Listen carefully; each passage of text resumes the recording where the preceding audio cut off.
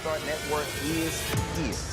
Oh, no punches! I'm real revolutionary right now. Support this man, Black Media. He makes sure that our stories are told.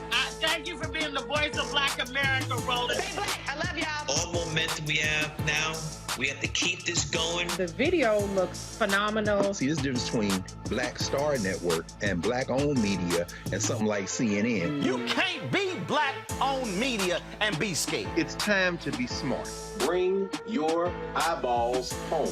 You dig?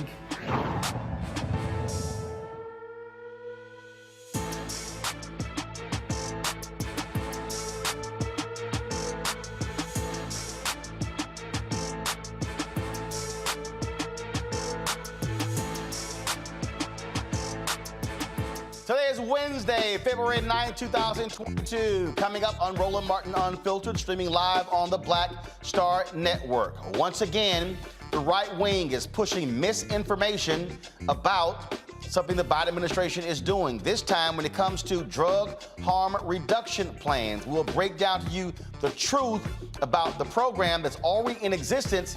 In fact, they've been in existence since the early 1980s. We'll break down how Black media keeps falling for the lies. Also, check this out, folks. A Black doctor gets a check. She goes to deposit the check, but the bank refuses to take it. The bank thinks the check is for $16,000. The $16,000 check is fake. Well, now she's suing them. She and her attorneys will join us tonight on the show. A Black swimmer in Wisconsin is disqualified for wearing a Black Lives Matter swimsuit. What they got to do with swimming? In Minnesota, they will pay journalists who were mistreated during the 2020 protest, and also students have been walking out of classes to protest the killing of another Black man there. In Colorado, they will be paying a Black man's family almost $3 million for his death at the hands of police. In today's Tech Talk, it's an app that will direct you to all of the Black restaurants near you. The founder of EatOkra is here to tell us about it. It's time to bring the funk on Roland Martin Unfiltered on the Black Star Network. Let's go. He's got it. Whatever the miss, he's on it. Whatever it is, he's got the scoop, the fact, the find. And when it breaks, he's right on time and it's rolling. Best believe he's knowing. Putting it down from sports to news to politics. With entertainment just for kicks, he's rolling.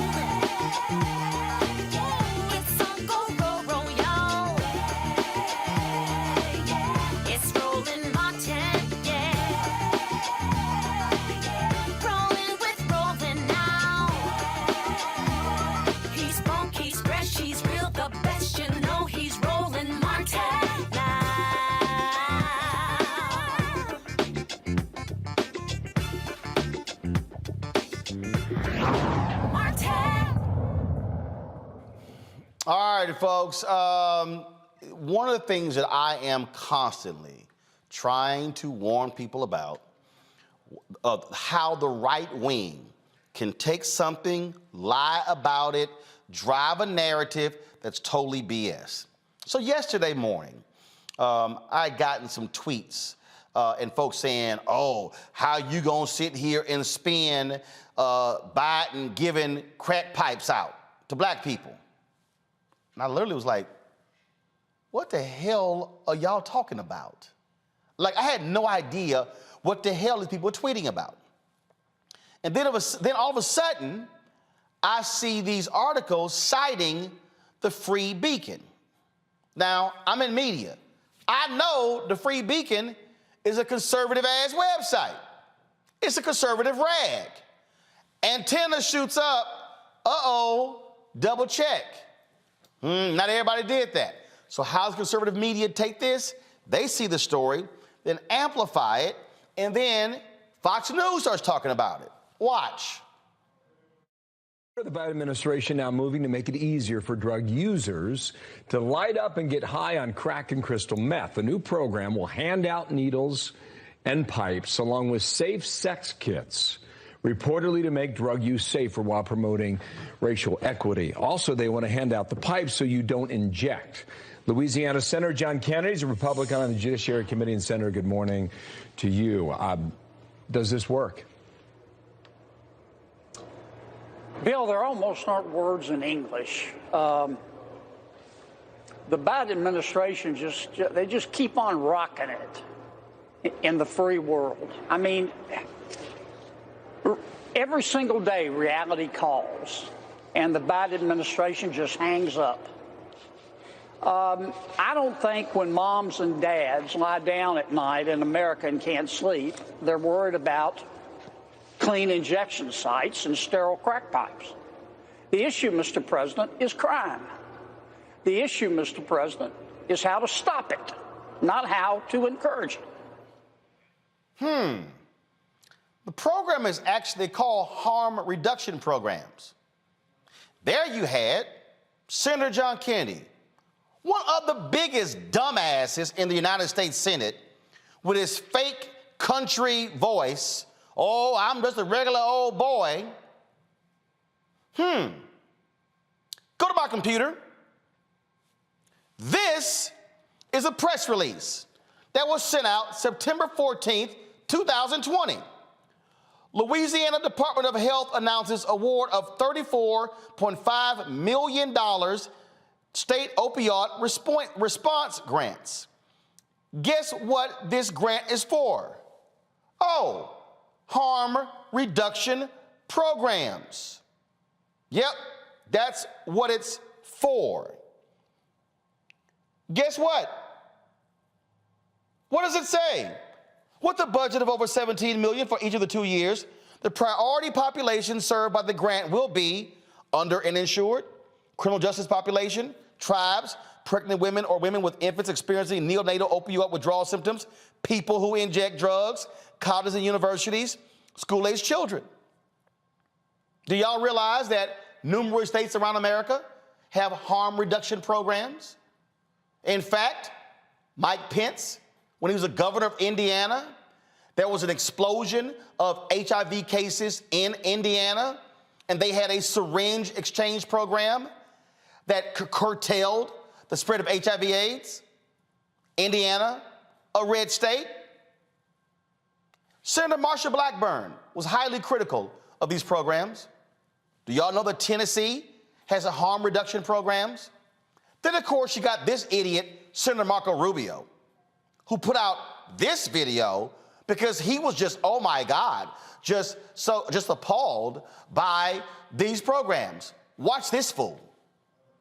The Biden administration is going to be sending crack pipes and meth pipes targeting minority communities in this country, underserved communities. I know that sounds insane. I know that sounds too crazy to be true. They confirmed it yesterday. They call them smoking kits, and they say it's about equity, but they have in essence confirmed that they're going to be mailing and sending pipes that can be used to smoke crack and meth to underserved communities in America. This is insanity. This isn't even about liberal and conservative anymore. This is about crazy versus normal, insane versus common sense. Where does this end? Go to my computer. Here's an article for 2019. Governor Ron DeSantis signs legislation authorizing needle exchange programs in Florida. That's a harm reduction program. Yep, sure is. It's what it is in Florida, where Senator Marco Rubio is United States Senator. See, this is the right wing on how they're constantly driving a narrative, okay, based upon this Free Beacon story. This is what came up, the question came up today in the White House briefing, and Press Secretary Jen Psaki answered the question from Fox News. Thanks, Jen. HHS just put out a statement clarifying around some reports that crack pipes are not going to be part of the safe smoking kits that are funded by the administration. But can you clarify for us, were they never a part of the kit, or were they removed in response to this reporting and this pushback? They were never part of the kit. It was inaccurate reporting, and we wanted to put out information to make that clear. What is in the safe smoking kit? A safe smoking kit may contain alcohol swabs, lip balm, other materials to promote hygiene and reduce the transmission of diseases like HIV and hepatitis. I would note that what we're really talking about here is steps that we're taking as a federal government to address the opioid epidemic, which is killing tens of thousands, if not more, Americans every single day, week, month of the year. We put out this statement, though, because there was inaccurate information out there, or I should say HHS put out this statement because there was inaccurate information out there, and we wanted to provide clarification on the allowable uses for the HHS harm reduction program. It's not a change in policy.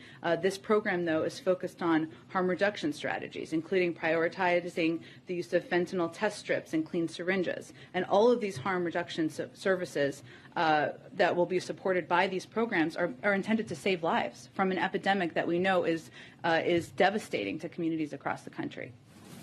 Now, y'all know Reese Colbert, she don't mince words on the show. Last night, this thing blew up. Yes, so she dropped one of her Reese specials, and this is what she said last night. Hey, y'all. So I'm here to debunk this ridiculous piece of disinformation that I've seen not only on the right-wing outlets, but on the Shade Room. This is why you don't get your news from the gossip blogs. The headline reads that the Biden-Harris administration is spending $30 million on crack pipes. They're not. They're absolutely the fuck not spending $30 million on crack pipes. Come on, y'all. Y'all got to be smarter. Y'all can't believe that. But I understand we're in an environment, everybody just takes shit around with and be fake outrage on whatever.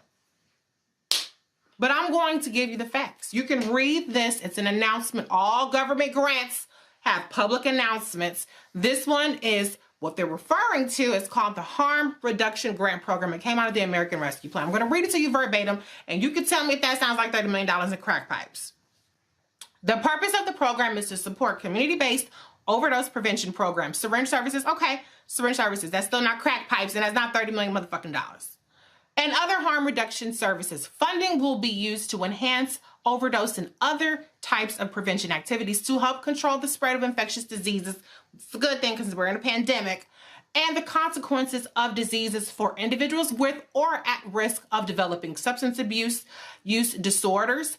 Support distribution of FDA-approved overdose reversal medications to individuals at risk of overdose, build connections for individuals at risk for or with SUD, for overdose education, counseling, and health education, refer individuals to treatment for infectious diseases such as HIV, sexually transmitted infections, and viral hepatitis, and encourage such individuals to take steps to reduce the negative personal and public health impacts of substance use or misuse. Where did you see crack at? There are 25 grants over the course of 3 years, up to $400,000. There is up to $30 million in funding for the harm reduction program, which, as I just outlined to you, is not crack pipes, not $30 million. So here's the thing, y'all.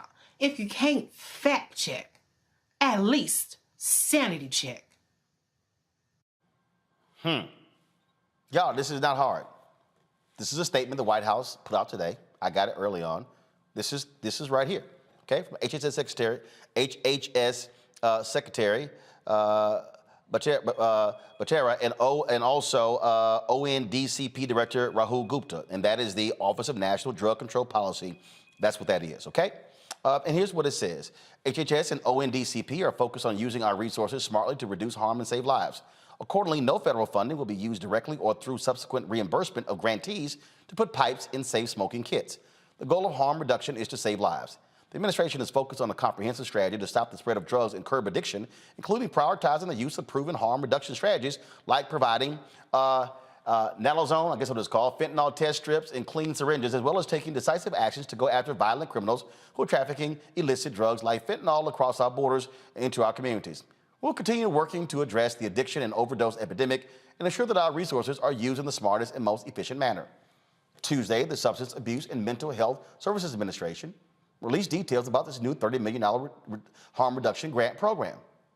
Again, as recently laid out, it's going to help increase access to a range of community harm reduction services, support harm reduction service providers as they work to help people not die from overdose deaths, reduce health risk often associated with drug use. These are not new. But you have people like Senator Tom Cotton of Arkansas, who goes through all of his drama. Oh, the Biden administration are just going to be giving out crack pipes. Right-wing media goes with it. And what pisses me off is when black media, like Black Enterprise, yes, I sent them an email, they rewrite a story based on the Free Beacon story and got quotes in there from the Washington Post and Time Magazine, not one quote from the administration. Could somebody at Black Enterprise pick the damn phone up? Then, of course, the Shade Room. They go out and put it out there, okay? They posted yesterday. It gets 177,000 likes on their Instagram page. It's 66,000 comments. 3 hours later, they put out an addendum because HHS sent out a statement. That only got about 20,000, they only got about 2,000 likes and a few comments. The lie spreads a lot faster. This is what happens when you have right-wing folks who are twisting things for their purpose. Joining me right now is Lisa Peterson. She serves as the Chief Operating Officer of VICTA. She joins us now from Providence, Rhode Island. Also, Cyril Scovins, founder and president of CMS Institute of Addictonology, I hope I got that right, from Baltimore, Maryland. Okay, so glad to have both of you here. Lisa, I want to start with you. Already you can tell I'm a little pissed off because I hate when people can't read. I hate when people see something that these right-wing people toss out and folks like Newsweek run with it and the rest of these people because they don't bother to fact check first. Your understanding of this grant program. Well, first of all, thank you. Thank you for using your anger to raise the reality and get the facts out there. This is really frustrating for folks who are out here trying to save lives day to day for people who use drugs. My understanding is that this is a supplement to the work that's already been done. And we desperately need it. In Rhode Island in particular, the last 2 years have been more deadly for drug overdoses than we've seen in a decade. We know that people are overdosing of fentanyl. There is no real heroin left in Rhode Island. The drugs are increasingly unpredictable. They're increasingly potent. And again, people are dying. So these measures will help us save lives on the ground, real people, friends, neighbors. When one of the speakers talked about, parents don't worry about getting their kids clean crack pipes, they absolutely do. If their kids are using drugs, they absolutely worry about whether they're going to be able to use a clean pipe, a new syringe, et cetera, because there are a lot of risks that can be associated with drug use. And we are in a position where we're able to mitigate those risks and help people stay healthy and alive long enough to get into recovery if that's their goal and participate in their families and communities. The thing here that is nonsensical, Cyril, is you have people like who is one of the biggest idiots of all time, and that is again how Fox News works, and then chief idiot Marsha Blackburn. And I'm saying that this is a Fox News tweet from 20 hours ago. Time for an intervention. The Biden administration was just caught using your tax dollars to funnel crack pipes and more into poor communities. And they got Marsha Blackburn on here. Now, let's just break this whole thing down. First of all, so Cyril, what do you make of the hysteria? Well, all of a sudden, it's like, oh my God, we've got this crack epidemic that's going on, and this just makes no sense whatsoever. So, first of all, where crack pipes came from confused me, because crack isn't the issue right now. What we are trying to do, and you said it so eloquently, Roland, is if we don't save lives, then people die. And the harm reduction has been around. I'm 60 years old, so the harm reduction has been around pretty much since the 70s when they started with methadone, which was a harm reduction tool to help people stay alive.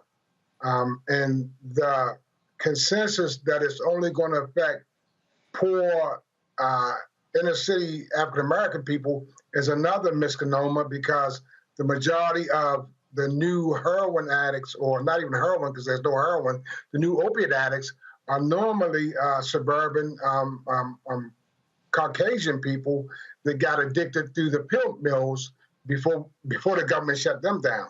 So the main focus of this whole harm reduction tool is we can't save you if you're dead. So there is no mysterious crack pipes going to filter through the community. That's just what we use as shock to try to scare people. But what should be really scary is the amount of deaths that continue year after year from overdoses that will rival what's been going on with the pandemic. Lisa, here's a tweet. And again, I'm walking through this because I need people to understand why you can't listen to certain people, certain outlets, because their goal is to deliberately lie. Here's again, one of the biggest idiots in the United States Senate, Senator Marsha Blackburn of Tennessee. This is her tweet. While the Biden administration is busy filling vending machines with drug paraphernalia, Tennesseans want to see inflation halted, our southern border secured, and crime stopped. So let me just go ahead and just play this video. So listen to this. Weekend in Tennessee this weekend, heard a lot from Tennesseans about the price at the pump, the price at the grocery store, how inflation is impacting them. The other issue that kept coming up in all sorts of conversations, the southern border and how concerned we are that it is porous. People are coming into communities, drugs, human trafficking, sex trafficking, gangs. A lot of that leads to crime in the streets. These are issues we're watching this week.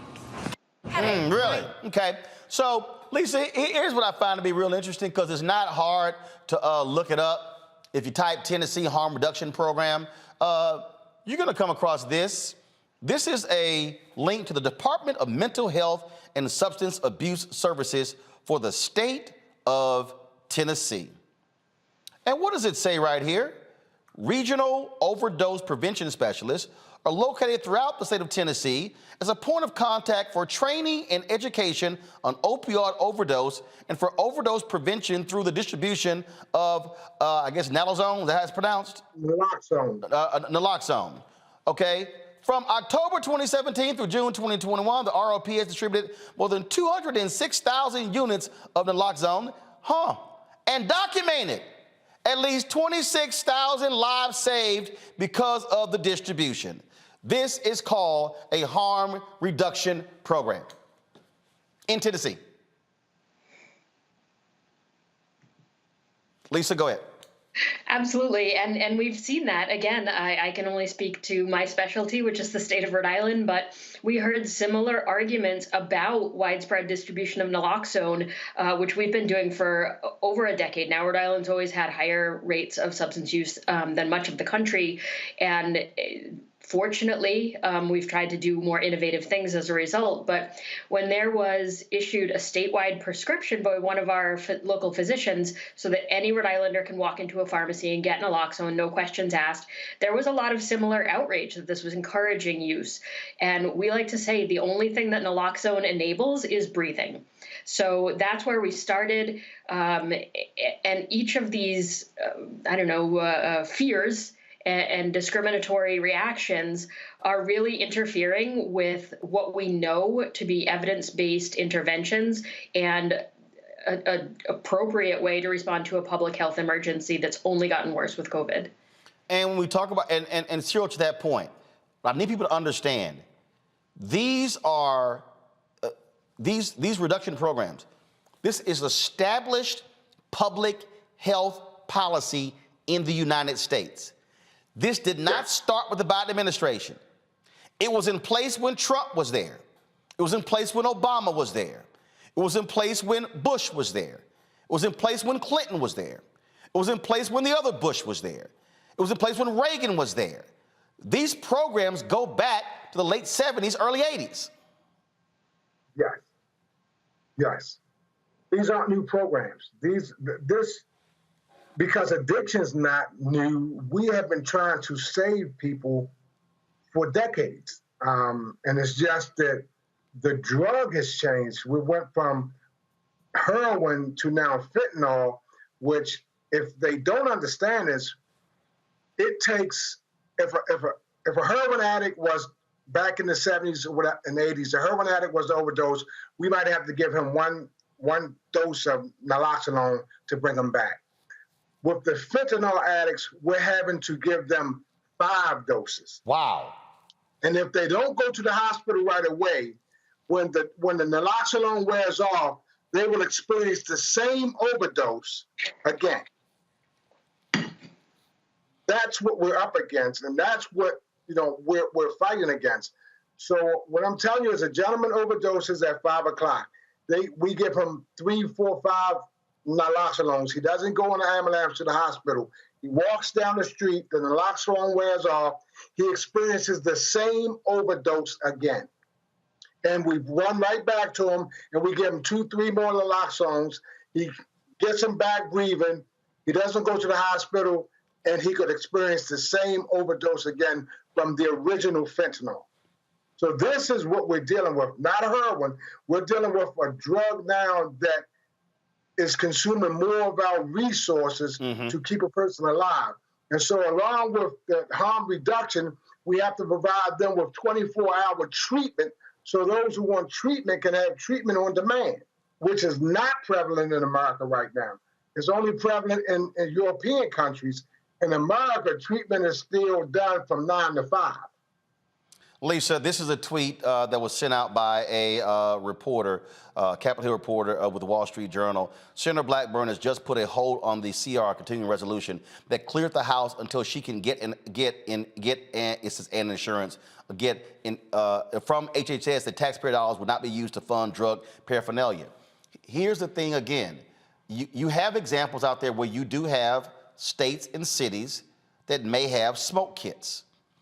Now, what people don't understand about this, we also have cities that are saying, can you create safe spaces for people to use drugs in a way where they're not dying in alleys or on the streets? Now, that may sound crazy to some people. You're encouraging drug use. No. What folks are saying is, if you have people who are so deep into it, and if they're going to use drugs, you want them to do so, frankly, in a safe way, not impacting others, and if something happens, they actually can get treatment. I think what we're dealing with here, we're dealing with people who are sanctimonious. We're dealing with people who want to treat those who are drug users as riffraff. And then what you have is a racial component. So by Republicans trying to center on crack pipes, and when they said racial equity, what the Biden grant said is that groups that serve underserved communities are going to have an upper hand, because they're also talking about communities where you also have impact. So they put the two together: Biden, crack pipes, racial equity, and then black folks ran with it. And now you're trying to control the lie, because it was all designed to create the very hype that we're having to deal with right now. I'm really glad you introduced the safe consumption site conversation. Actually, Rhode Island last year became the first state in the U.S. to authorize through state legislation the development and implementation of harm reduction centers, which will include a safe consumption component. And when we were developing the regulations for this, which are now live, and there's a lot of work being done to get providers set up and able to start saving lives in this way, we really had a racial equity lens. Realistically, we all know the reason that the overdose crisis is getting so much attention and so much funding is because it was creeping into white suburbs. The overdose crisis was people who accidentally got addicted to opioids through medications, et cetera, and that was a more palatable face. And the reality is we can't leave folks behind who are using other drugs, and that's why I think it's important to have the conversation about safer smoking, safer crack consumption. And that's an important component of safe consumption. So there will be both places where you can safely inject, as well as a space where you can safely smoke. And that will include clean pipes. That will include clean syringes, as well as all the other things that the Biden administration is getting out into communities. So I think it's really important that we don't pigeonhole ourselves and think of the overdose crisis as one thing, because it's not, and it never has been. And Black folks in Rhode Island are dying at disproportionate rates of overdose. And every one of them is preventable if we have the political will, frankly, and the funding to support the work that is happening out here. Lisa, Cyril, we appreciate both of you, the work that you're doing. Thanks for joining us to unpack this, because it's really important for people to actually get facts, as opposed to listen to the crazed hysteria out there. Thank you so much. Thanks a bunch. Folks, last year, the U.S. reached a grave milestone, recording over 100,000 overdose deaths over a 12-month period for the first time ever in the black community. According to Pew Research, there were 54.1 fatal drug overdoses for every 100,000 black men in the United States in 2020. Since 2015, the death rate among black men has more than tripled, rising by more than 213%. The overdose fatality rate among black women rose 144% between 2015 and 2020, far outpacing the percentage increases among women in every other racial or ethnic group during the same period. Harm reduction is a proactive and evidence-based approach to reduce the negative personal and public health impacts of behavior associated with alcohol and other substance use at both the individual and community level. I'm going to bring in my panel right now. Joining me right now, of course, is A. Scott Bolden, formerly the National Bar Association PAC. We also have Monique Presley, who joins us as well. Okay, legal crisis manager, lawyer as well. And of course, we ain't talking about guns today, Robert, so you can hold off on all your weaponry. You know, because what you got, Robert? You got something? You ain't lying. I got something with you. Robert got something under his chair. Robert Patillo, Executive Director of the Rainbow Push Coalition, Peachtree Street Project. Glad to have all three of you here. Monique, I want to start with you. I went off the other week on the route because they ran this NBC News story on HBCU funding that was wrong. And then what they did was just rewrote it. It pissed me off when Black Enterprise and the Shade Room ran with it as well. And I keep saying to these black outlets, if you're going, first of all, if that ain't what you do, stay the hell out that lane, okay? And understand the game that's being played. The right wing purposely pulled out crack pipes. Purposely said, oh, they're targeting minorities. Because you got people out there who say, oh, Biden don't give a damn about the black people. Now he's trying to kill black people. And you have all of that, okay? And they ain't talking about meth. They ain't say meth. They specifically, because by using crack pipes and then adding racial equity to it. That's it. They, targeting black people, that's what they're doing. Game, recognized game, Monique. Right. I mean, and it's sloppy and lazy. And it happens over and over and over again. I wish it was just this time. But as you pointed out, you had just taken them to task last week, I believe it was, on a separate matter. And so, you know, I mean, we say it every week, but that's why programs like this are necessary. And that's why there should be more of them, because what are we to rely on if people are trying to come to Black news sources and they're not really news sources, me? Then it's dangerous. Me? Scott, stop talking. Monique's talking. What just happened? Scott just over there just talking. Just, Scott, hold on. He was like, me? Chill, bro. You on the air. Robert, again, this is a public health strategy. That's what this is. Look, Roland, this is what I love about the internet age. We live in a period of time where we all have access to supercomputers in our hands, and that in milliseconds, we can have all the knowledge of Earth. Think about that. We can have more knowledge than the Library of Alexandria, of the Library of Congress, all right there in front of at our fingertips. And we would rather depend on the Shade Room to tell us what's going on than simply Googling something and just looking it up for 2.5 seconds. Look, of course there's a racial...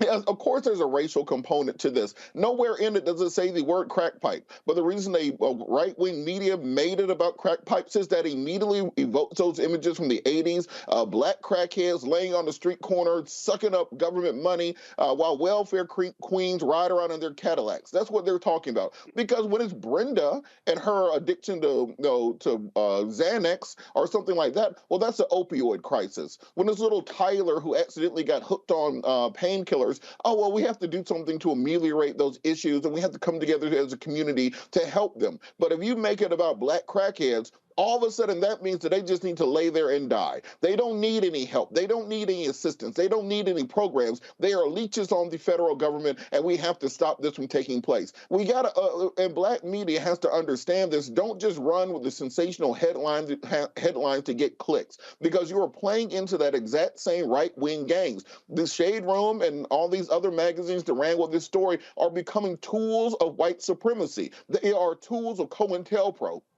They are doing more to destroy the black community than they are doing to help the black community. What do you think is going on by only reporting on celebrity culture, only reporting on beef and drama, only reporting on these fake stories? When do they actually go out into the community and report on some of the good things that are happening? So we have to make sure that we are addressing this head to head, point to point, and ensuring that we get the right information out there, because this is a deadly issue. If they pull funding from this program because the Shade Room decided to run a story on it, there were people who are going to die from not having access to these drug kits, not having access to the to many of these programs. So we have to hold these folks accountable, and they need to come out and put as much effort into the retraction as they put into pushing the story in the first place.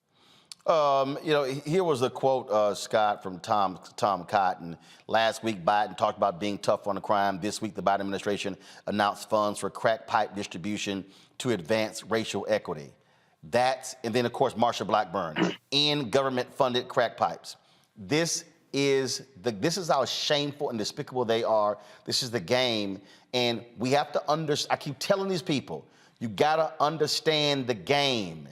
I said, when you see something like this here, your antenna should go up and say, hold up, let me call somebody first, because I'm not just going to trust this. Yeah, drugs is not a game, actually. It takes lives. Fentanyl is not a game at all. It's deadly, more deadly than heroin. And hey, Tom Cotton, here's a news flash. Drug use and addiction is a health issue.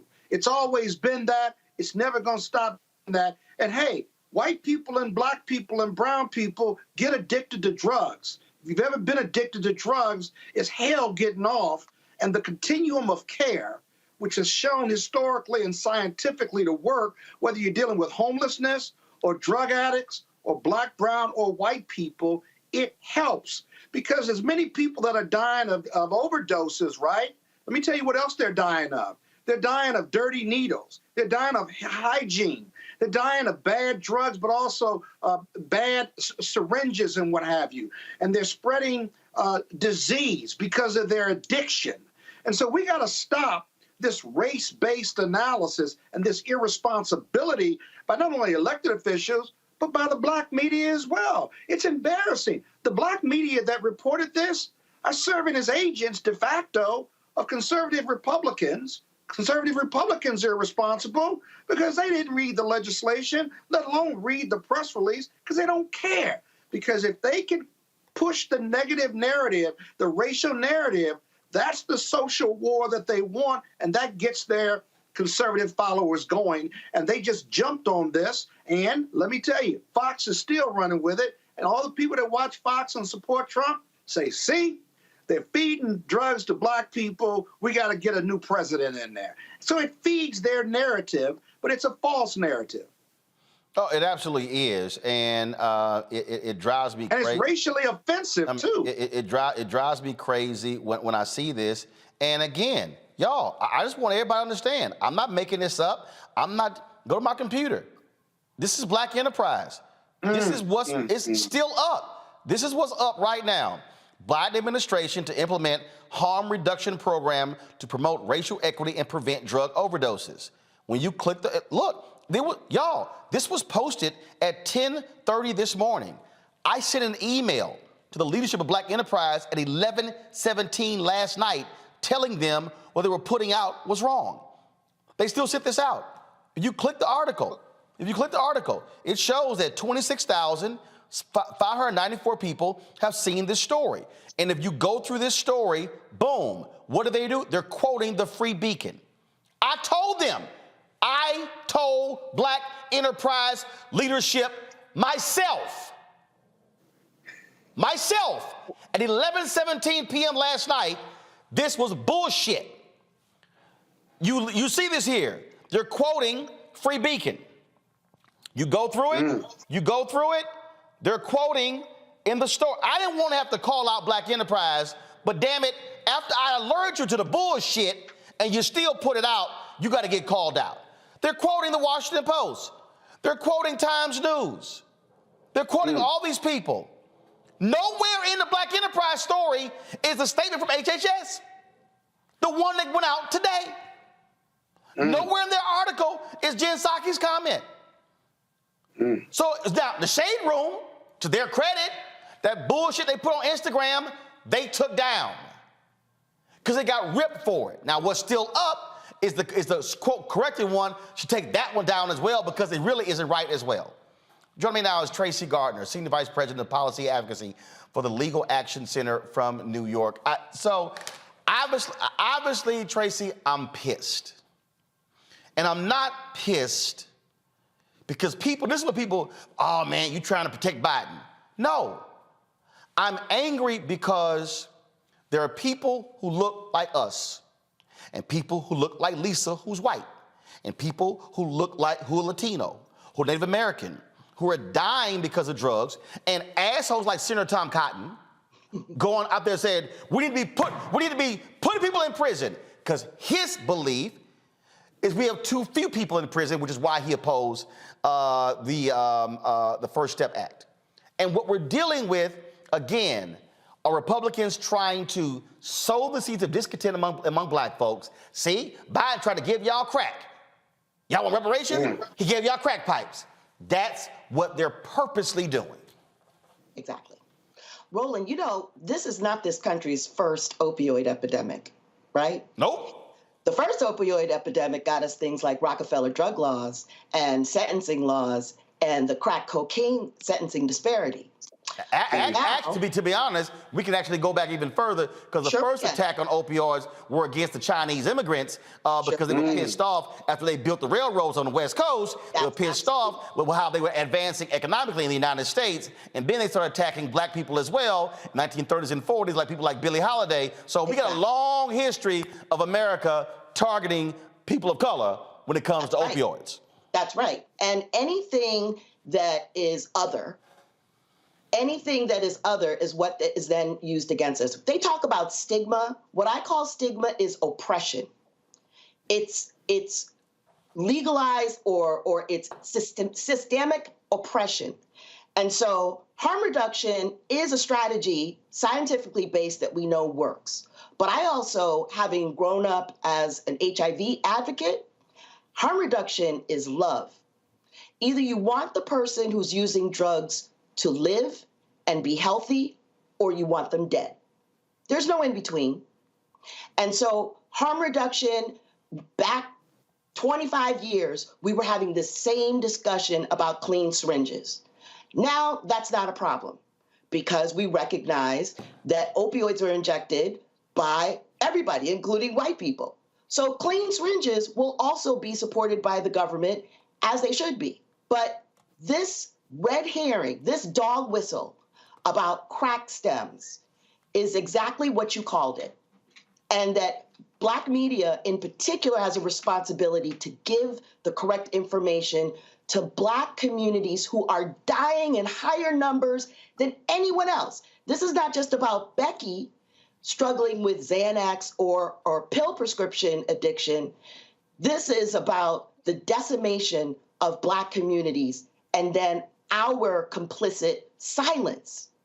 Now, if this whole program gets completely thrown away because of this dog whistle, as someone said earlier in your program, we will be the ones to die because we are the ones dying now.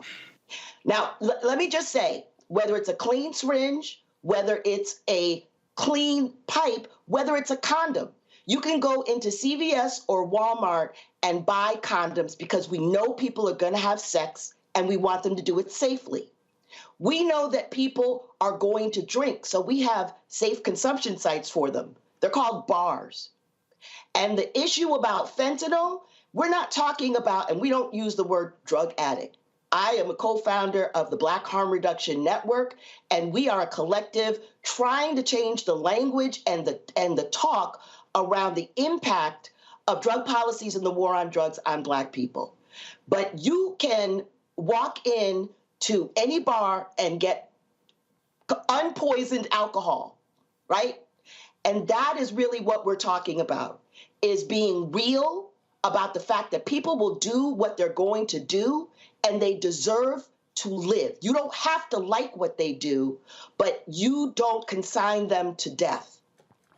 And that's what harm reduction is fundamentally about. You can survive drug addiction, but you can't survive the other blood-borne diseases that come when you are not using clean supplies. I'm going to show a couple of things here. First, this is from a piece on salon.com. This is where the crack pipe thing came from. From the grant, it said, as one of the 20 harm reduction activities in Biden's plan, HHS would provide, quote, safe smoking kits, which might include rubber mouthpieces for glass pipes to prevent injuries, as the fact-check site Snopes has noted. It's this relatively minor provision within a much larger program that provoked conservatives into spinning Biden's entire plan as a massive crack pipe giveaway. To be even clearer, no actual crack pipes will be given away, and the rubber mouthpieces are on one small piece of a plan intended to save lives and reduce the public health consequences of drug addiction. Exactly. Tracy, I made this earlier. This is what I said earlier, because people need to understand when you talked about harm reduction. This is a story from NPR, June 3rd, 2021. Indiana needle exchange that helped contain a historic HIV outbreak to be shut down. This was a program that was in Indiana, quite the red state. Correct. This is what it says. In 2015, Indiana's rural Scott County found itself in the national spotlight when intravenous drug use and sharing needles led to an outbreak of HIV. Mike Pence, who was Indiana's governor at the time, approved the state's first syringe exchange program in the small manufacturing community 30 miles north of Louisville as part of an emergency measure. But this is what he said. I will tell you that I do not support needle exchange as anti-drug policy, but this is a public health emergency. Correct. In all, 235 people became infected with HIV over the course of the outbreak, most of them within the first year. In all of last year, there was one new case. Health officials credit the needle exchange for the dramatic drop-off in cases. That's right. And a lot of conservatives were outraged over syringe exchange programs. They were trashing. This is not right. 235 infected. Program goes into place. One in a year. Even 20 years ago, the HIV infection rate among injection drug users and their partners was 30%.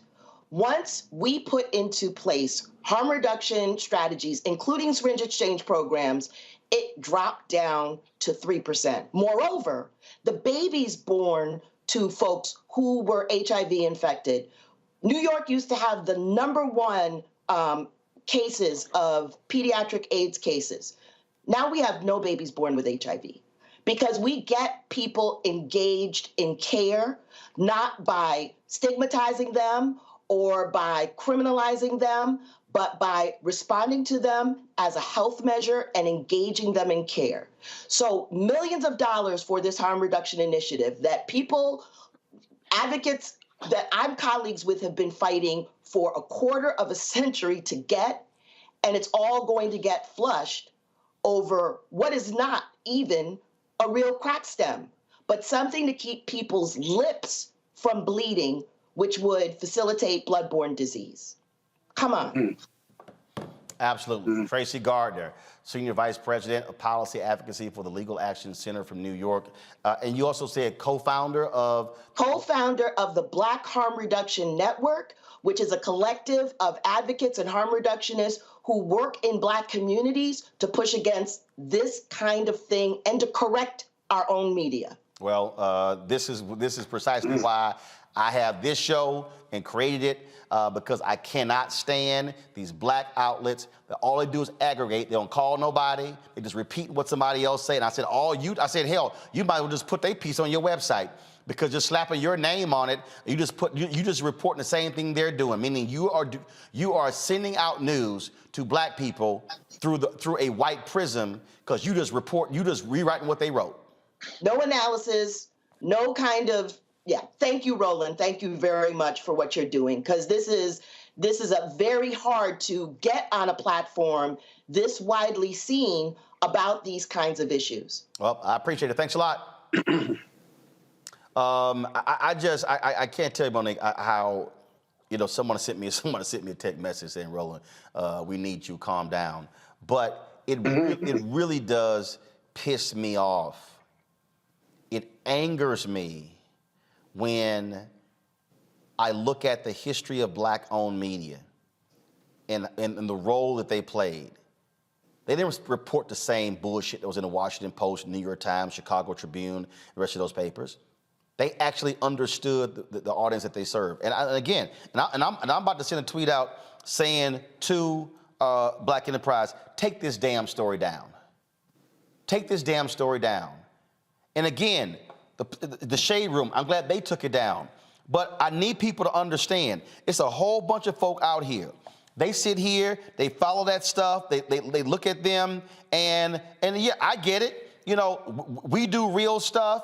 Hey, we don't get 177,000 likes of something on my Instagram page that they do. But there's a responsibility that exists, and I dare say to the Shade Room they got 25.6 million fucking followers on Instagram. 25.6 million.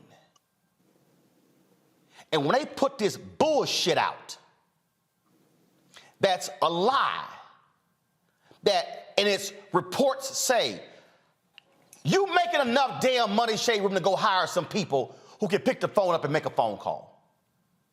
It's called being responsible to your audience. And that is what this issue is. And when we, folks who are black, are feeding our people the same bullshit that the right-wing media is, well, hell, you might as well tell black folks, skip the Shade Room and just go right on over to the Free Beacon and the crap that they put out. Yes, because it's the same, for sure. But if the priority is not accuracy or even news, then just passing on.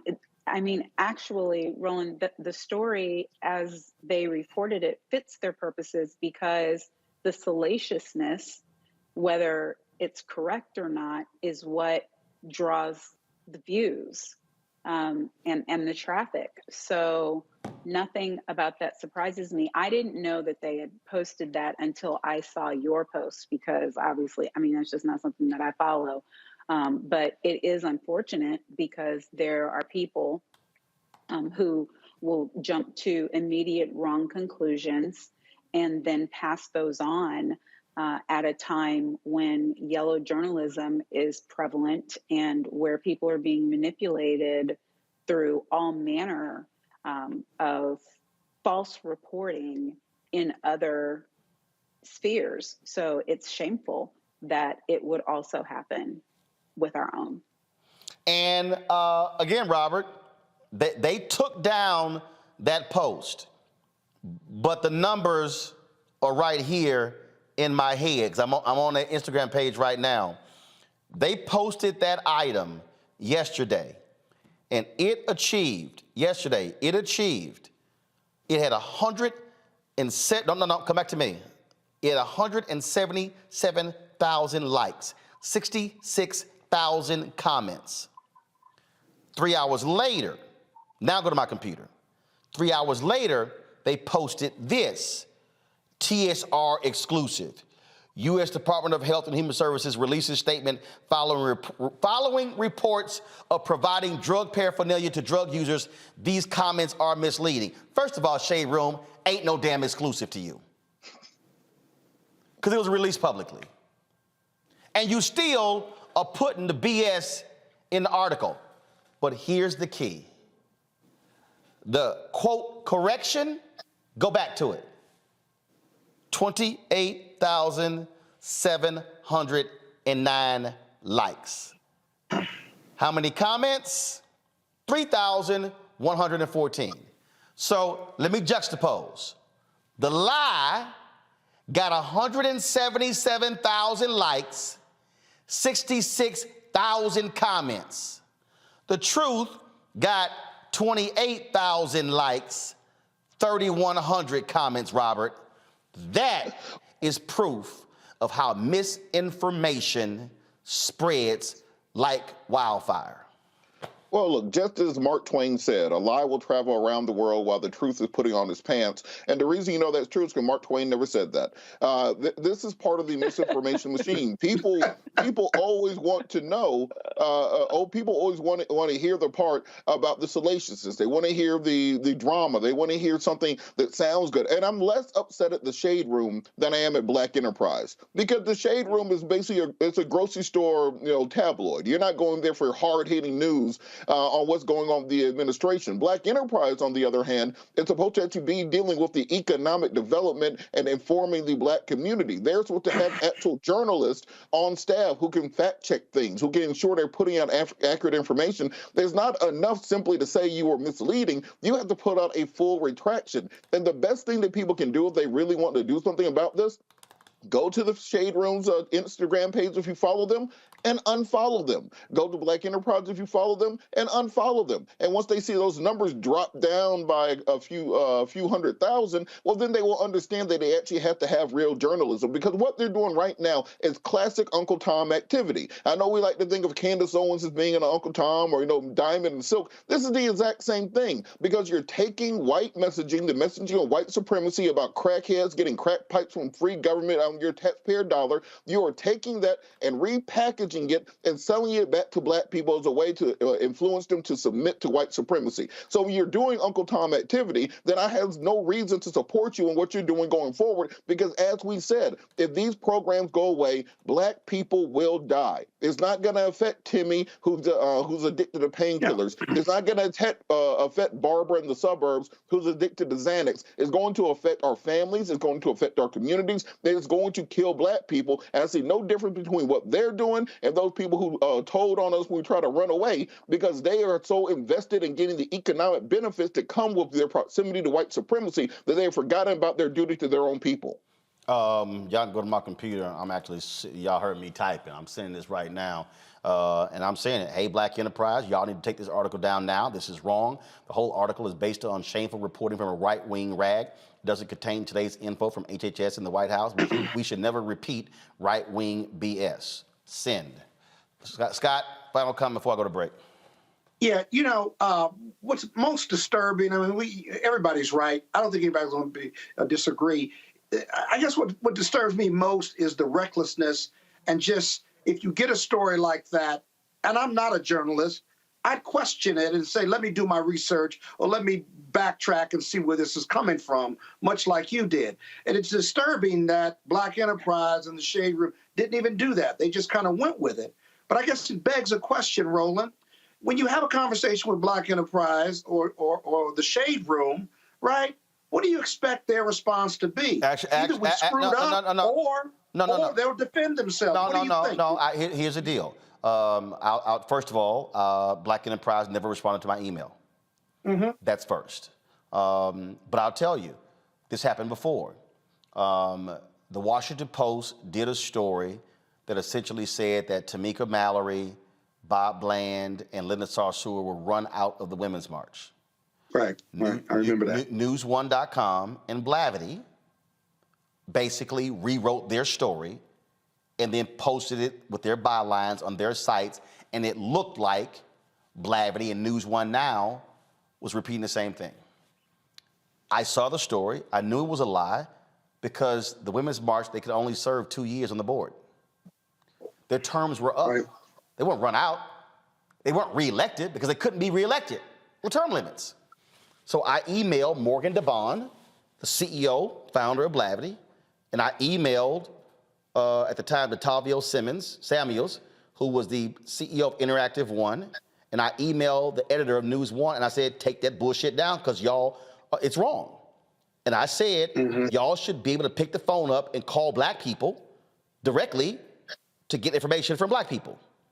And they took it down. Exactly. And so again, I got great respect for Butch Graves and Alfred Edmond and Derek Dingle at Black Enterprise, but the article is wrong. And Black Enterprise should never be rewriting an article from the right-wing Washington Free Beacon, ever, ever.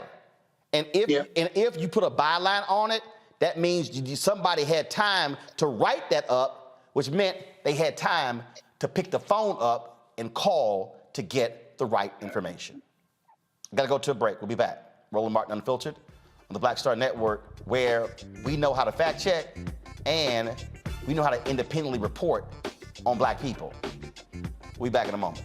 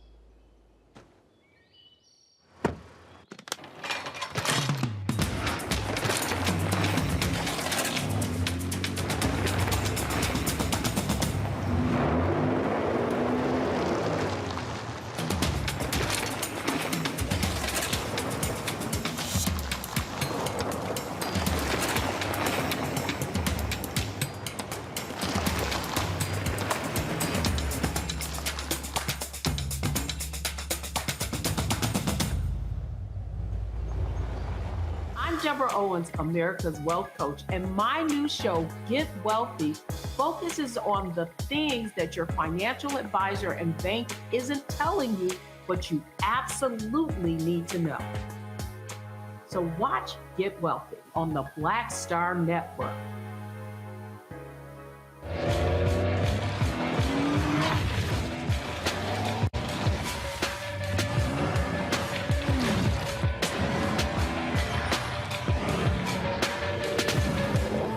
Pull up a chair, take your seat at the Black Table with me, Dr. Greg Carr, here on the Black Star Network. Every week, we'll take a deeper dive into the world we're living in. Join the conversation only on the Black Star Network.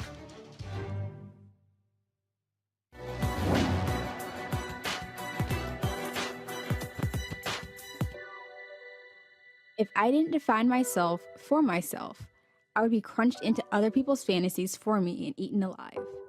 Poet and author, Audre Lorde.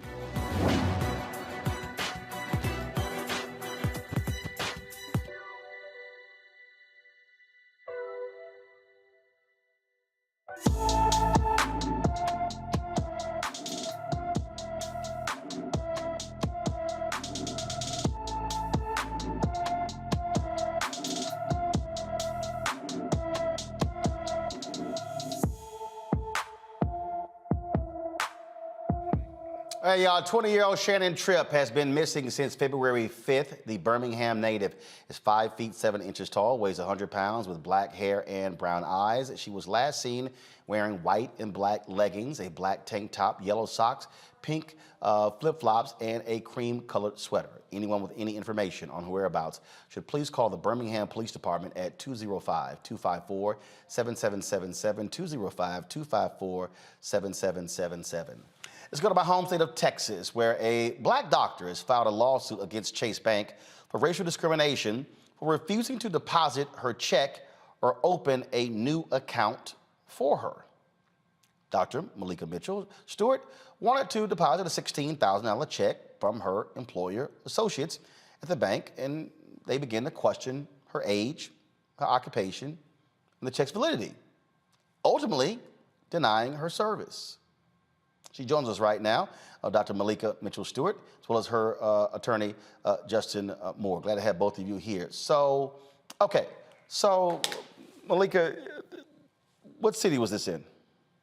This was in Sugar Land, Texas. Sugar Land, Texas, suburb of Houston. Yes. So you go to the bank, and how long ago was this? A couple weeks. Okay, so you go to the bank, you got a check, and you walk in, you got an ID, okay? On your ID, take it you got a Texas driver's license? Are you from Texas? Yes, born and raised, Houston, Texas. Cool. So you got a Texas driver's license, which has your date of birth on it, which has all of your information. You go to the counter, and what happens? So what happened was I signed up to be seated with a specialist who can help me open an account. They call my name back. I go down and sit with her at her desk. I tell her that I want to deposit this check into a new bank account with you all, and she takes my check, and then she looks at me and then starts looking at the check and just starts to ask me questions like, what do I do for a living? You know, what company do you work for? Asking my age and all these different questions, and then proceeds to say that this is probably a fake check, and she wants to go talk to someone else to get, I guess, further. Wait, she says this is probably a fake check. How did she arrive at that? I don't know, and that's why I was asking all the questions, and that's when she went to go get someone who I assumed was the bank manager to come talk to me as well, but actually was just a lead teller that also came and talked to me, and they just said that it looks like a fraudulent check, and we're not going to let you open a bank account, and we're not going to let you deposit this check. Okay. Now, first of all, were both of these folks white? What were they? So one was white and one was Indian. Okay. Now, first of all, last time I even looked at a physical check, been a long time. I don't even write checks anymore. But checks have routing numbers on them. Check, you had the name of the company. If they actually questioned the check, they could have actually called the company and says, hi, I'm so-and-so. Dr. Stewart says she works with you. We just want to verify employment. They could have actually done that. They didn't do any of that. They did none of that. They just said, I feel uncomfortable, and we're not going any further. All right. Did the bank manager ever come over? No, she wasn't even there that day. Okay. Was there an assistant bank manager? No, I was under the assumption that she was the bank manager. Okay.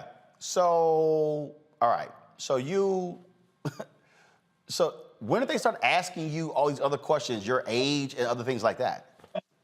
So during the process, when I was trying to explain myself and just tell them like, hey, this is my check. You know, I work at this new clinic that's opened in Houston now. This is my sign-on bonus. You know, I can show you documentation of the correspondence between me and my office. Whatever information you need, I showed them a business card. I was just trying to give them all the information they needed. You know, I thought they would need to just believe me and believe the validity of the check. So I tried my best to give them as much information, but they still just kept saying, we feel uncomfortable and we're not going to deposit the check or open a bank account for you. So here's a statement the bank sent. Pull it up, please. We take this matter very seriously and are investigating the situation. We have reached out to Dr. Mitchell Stewart to better understand what happened and apologize for her experience. Justin, have y'all heard from them? We've heard from their attorneys, and it's been a direct response from the lawsuit being filed. And, you know, with them responding to the lawsuit, they have expressed some regret as to what happened. But we have to realize that Dr. Mitchell Stewart filed a complaint at the bank a week after this incident occurred. So the incident occurred December 18th of 2021. She filed a complaint December 27th of 2021. She waited almost 30 days and she hasn't heard anything from the bank until this case started to go viral on social media. And after the case, began to go viral, that's when the bank started to send out overtures about some sort of apology. So we believe if there was an apology, which the bank has profusely apologized to multiple media outlets in response to media requests, we believe that, those apologies are only coming from the fact that this story has gotten a lot of attention. And, they basically shirked their responsibility to respond to the complaint that she filed, and they lost out on their opportunity to apologize then throughout that complaint process. The thing that's really interesting here, Dr. Stewart, is they can deposit the check and they can place a hold on your account, no activities whatsoever, for 5 or 10 days to see if the check clears. That's exactly my sentiment. I tried to ask them, is there a way that you can deposit the check, hold the funds? I won't touch any of the money. I won't use a card. You can keep the debit card that you give me if you want to. Regardless, they're mailed out to you, so I wouldn't have had it for a few days anyway. But I wouldn't have touched the funds until they were fully verified, and they weren't hearing that either. This is, Justin, Chase has had a lot of issues before when it comes to black folks. They've had employees file racial discrimination lawsuits against them. They've had other examples like this. I remember a story of a brother in, I think it was Arizona, who they were trying to steer him away from, I think it was a former athlete, who had several $100,000 they wanted to invest, and they gave him a hell of a time as well. And so, and they've got their diversity and equity and inclusion programs and, things along those lines. But you would think Jamie Dimon and his bank would be actually moving a hell of a lot faster when it comes to this story if they heard exactly what happened. I mean, you would presume that, but I think Chase's legacy of, racism goes far beyond what's happened in our contemporary times. This bank has financed slavery, and I think that's a story that gets lost in translation. I mean, through their, Black Pathways program and things of that nature, I think a lot of folks seem to think that Chase is an equitable company, but we know that they have a long legacy of racism, and it's bearing itself out now with the redlining that they're participating in by denying Black folks financial services at their branches around this country. So there is a pattern and practice that not only exists today, but it's existed for centuries now. So I'm not shocked at all that Chase hasn't come to the table with an apology that has some level of contrition to it and has some type of substantial tangible type of redress that's being afforded to Dr. Mitchell Stewart and other folks who have experienced this type of racism. I'm not shocked whatsoever, and that's why we filed the lawsuit. I think it's also important to note that when Dr. Mitchell Stewart went back to that branch with her mother, the actual branch manager revealed herself and told Dr. Mitchell in explicit terms that they can refuse service to anyone for any reason. And we know that's, legally untrue. But the fact that the branch manager said that shows that there might be a pervasive issue of racism that's actually percolating within the rungs of Chase's retail banks. Dr. Stewart, where did you go open an account elsewhere? I know you've got a Black-owned bank there in Houston. Where did you take your money? So, I had a previous account, so I had to end up just using my other bank account that I did have. A previous account with Chase or another bank? No, with another bank. I never had a bank account at Chase. I was trying to open a bank account at Chase. They're a well-known bank. They have multiple locations, easy access. That's what I was trying to do, but that didn't work out. Gotcha. Well, look, keep us up to date on this story and what happens next, and we'll also reach out to J.P. Morgan Chase.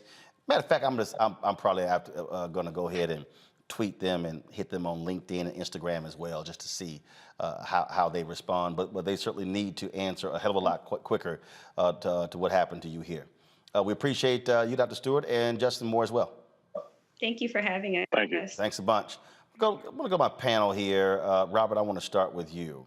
The reality is we can take our money where we want to take our money. And a few years ago when I was in Chicago, I wanted, when I was building New Vision Media, when I was building, which will lead to all of this, I wanted to get a business card. Actually, no. Actually, it wasn't the business card. I wanted to get a personal credit card. I want to get a personal credit card. And what I wanted to do was I wanted to get one that was where I took a couple CDs out, and that way it covered it. If anything happened, it's always covered. And I remember Chase denying me a credit card. And I'm sitting there going, y'all want to explain to me why I got $400,000 sitting in a bank account and you're denying me a damn credit card? And wholly insufficient. So I took all my money out. I'm like, see y'all later. Went to a bank that gave me a personal credit card and business credit card. And we see these stories, but all the time. But for this branch to question her occupation, her age, to call her check fraudulent, and you don't even check, that's beyond foul. And look, Roland, I wish this was an isolated case, but as she was speaking, it reminded me of something that happened when I was young, a baby lawyer practicing. I just got one of those big cases where you get the settlement check from the insurance company. So on my day off, I take it in to cash it. So I got like a hoodie and jeans and some Air Force Ones on. They actually called security over because they just assumed that I wasn't supposed to have a $120,000 check to put into my IOTA account. They just assumed that there had to be something not above board. Brought out the branch manager and everybody else. So this is something that African Americans have to deal with on a daily basis. And whether it's reported widely in the media, this is what we mean when we're talking about white privilege. In case somebody is wondering what we're talking about, that is what we're talking about. The fact that on a daily basis, things are just always made slightly harder for you based upon your race. They don't ask about your degrees. They don't ask about how much money you have in the bank. They don't ask about anything except they see the color of your skin, and they make negative assumptions about you, and they make life just a little bit harder. So we have to address this thing from a systemic point of view. People get mad about diversity trainings. People are mad about CRT and having to learn the importance of having other people involved in this world besides cisgender straight white males. But at the end of the day, if we want to actually have the pluralistic society that we believe that we should have, it's going to take making these things aware and also divesting from people who don't want you. If they don't want your money there, then take your money somewhere else. That's what I did. I took it over to Citizens Trust Bank, the black bank there in Atlanta, and had no problems. Because at the end of the day, as long as you keep giving these people your money who don't want to treat you right, they're going to continue treating you the exact same way. Money talks and BS walks. And Scott, this is also why they should be sued. This is, well, they've been sued, and they've been sued under 1981, and they've been sued under a local statute. You know, this is just stupid. This is just stupid. And you know what? She's a credible witness. She's only about 5 foot tall. She's a doctor, excited about her bonus. And this stress of being black while banking just jacked up her whole Christmas. Why does the color of her skin mean she's got to go through that? It's just stupid. And so I don't know whether the case is going to settle or not, but just based on her appearance and based on her pedigree, you know, it just boggles the mind why those workers in that bank had the aptitude. You have to have the aptitude to make a jump towards fraud simply because of the color of your skin. Or better yet, you made the jump towards fraud and you didn't go to any other suspicious levels. You went to fraud and cost you business from someone who wanted to do business with you. Think about that. This person wanted to do business with you, give you a $16,000 check. And race played a factor in you losing that client. It's just stupid. It's beyond racism. It's just stupid. And so I hope you continue to monitor that case. It'll be interesting as to whether it gets resolved or whether it gets litigated.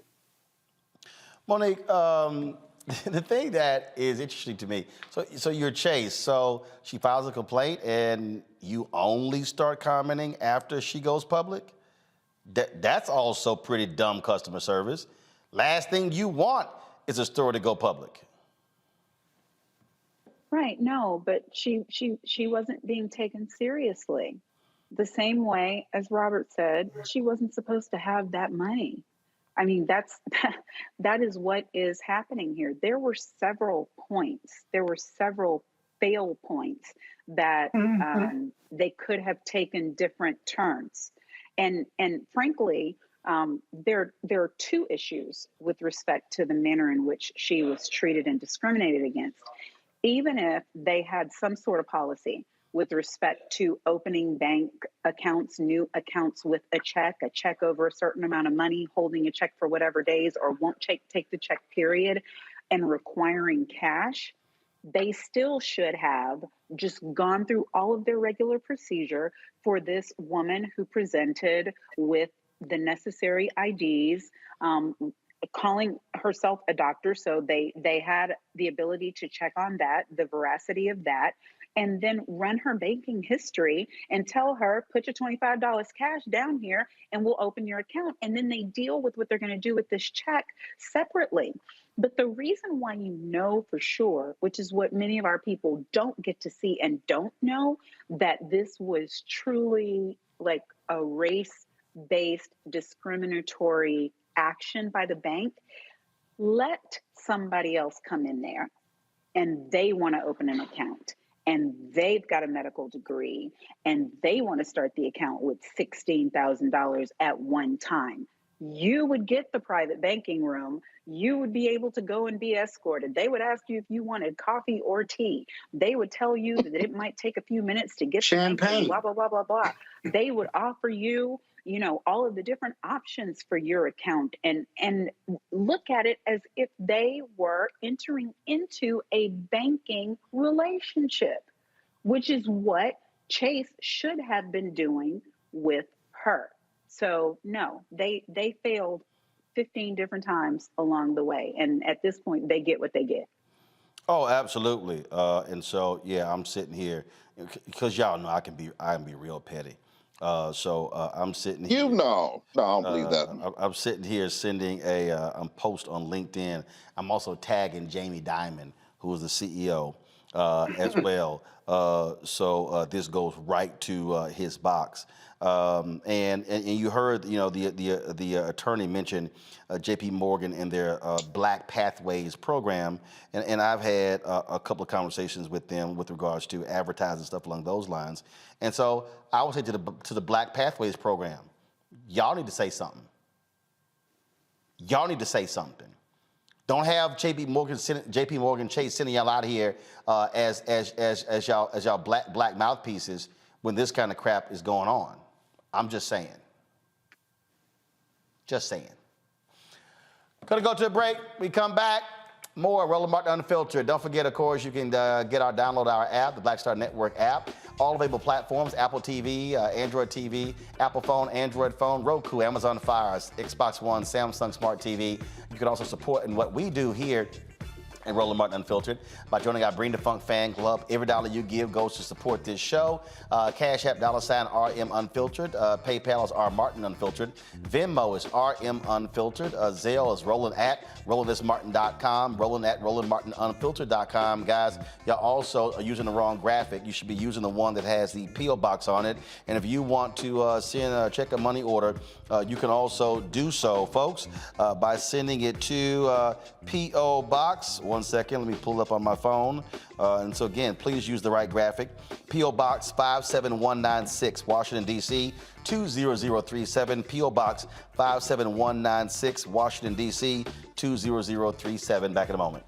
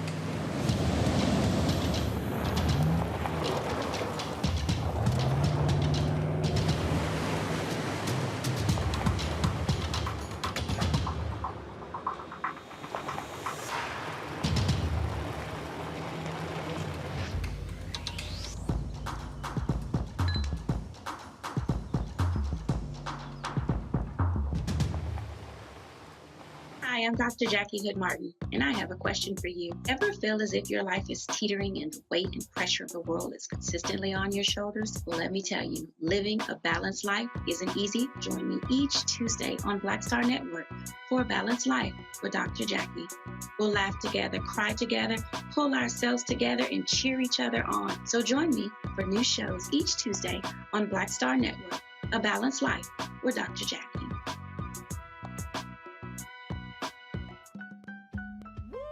We're all all impacted by the culture, whether we know it or not. From politics to music and entertainment, it's a huge part of our lives, and we're going to talk about it every day right here on The Culture with me, Faraji Muhammad, only on the Black Star Network.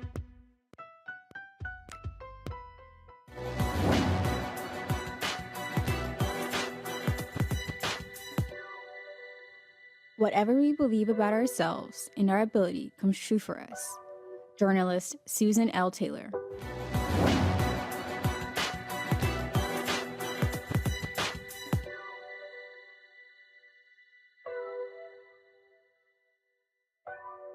All right, folks, this is Super Bowl week.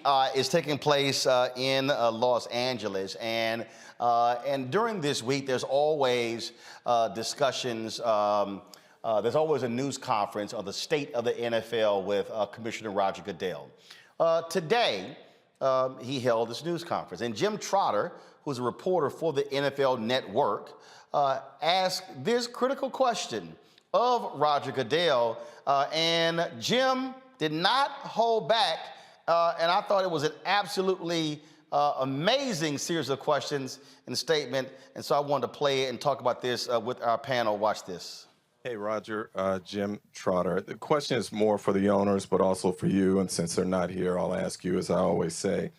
In your initial statement, the league's initial statement, it said that diversity, equity, and inclusion were core principles of the NFL. And I need to provide some context before I can ask you about that statement. In the 100-plus year history of this league, 24 of 32 franchises have either had one black head coach or no black head coaches. And to make sure I get the names right, I'll read them off here. We've got the Bills, the Commanders, the Cowboys, the Falcons, the Giants, the Jaguars, the Panthers, the Patriots, the Rams, the Ravens, the Saints, the Seahawks, the Titans, who have never had a black head coach. That's nearly half the league. We look at the fact that there's never been a majority black owner. There's only been one black club president. We look at the GMs, now we're up to 7. 5 of those were hired in the last 12 months. We're now at 3 black head coaches, 2 of whom were hired after Brian Flores filed his lawsuit. So it's easy to focus on the owners here, but I want to put this to you here. When we look at the league office, of the top 11 executives there are only 2 people of color. When we look at NFL Media Group, where I work, there is not one black person at the senior level in the newsroom who makes decisions about a league whose player population is 70% black. So as a member of the media group and as a black man, I ask, why does the NFL and its owners have such a difficult time at the highest levels hiring black people into decision-making positions? Yeah, Jim, listen, we look at the same numbers, and they're really part of the effort that, again, looking at how do we become more effective in our policies and procedures. We work really hard. We believe in diversity. We believe in it as a value. We believe it's made it stronger. People who've come into the league who are diverse have been very successful and made us better. And we just have to do a better job. We have to look, is there another thing that we can do to make sure we're attracting that best talent here and making our league inclusive? If I had the answer right now, I would give it to you. I would have implemented it.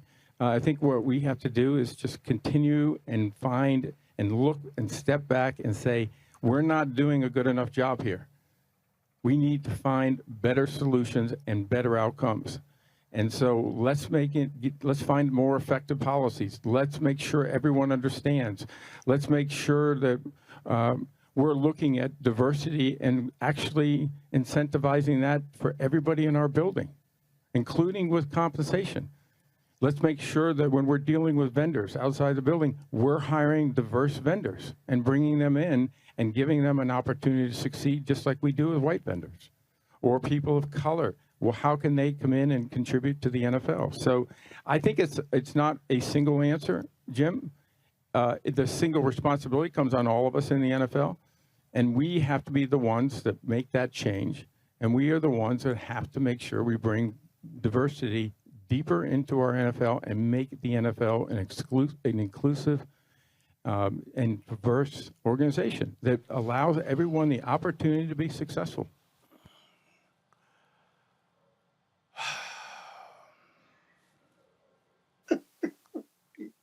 He's too funny. You know, Scott,